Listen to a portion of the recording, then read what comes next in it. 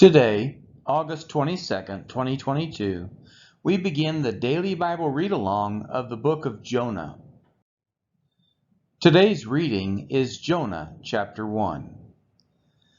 Now the word of the Lord came to Jonah, the son of Amittai, saying, Arise, go to Nineveh, that great city, and call out against it, for their evil has come up before me.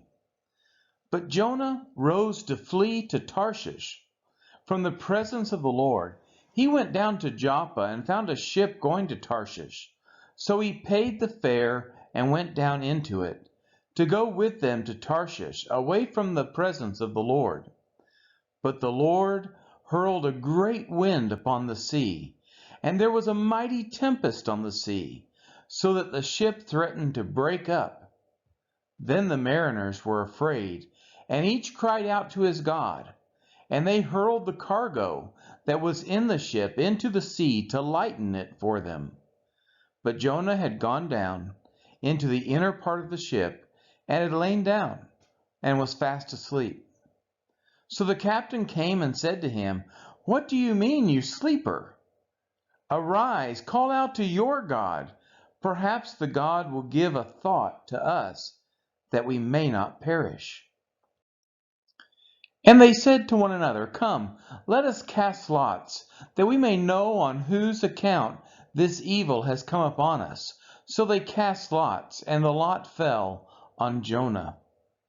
Then they said to him, Tell us on whose account this evil has come upon us. What is your occupation? And where do you come from? What is your country? And of what people are you? And he said to them, I am a Hebrew, and I fear the Lord, the God of heaven, who made the sea and the dry land. Then the men were exceedingly afraid and said to him, What is this that you have done? For the men knew that he was fleeing from the presence of the Lord, because he had told them. Then they said to him, What shall we do to you that the sea may quiet down for us? For the sea grew more and more tempestuous. He said to them, Pick me up and hurl me into the sea.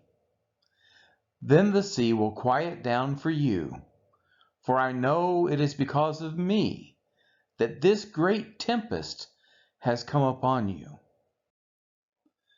Nevertheless, the men rowed hard to get back to dry land, but they could not, for the sea grew more and more tempestuous against them. Therefore they called out to the Lord, O Lord, let us not perish for this man's life, and lay not on us innocent blood.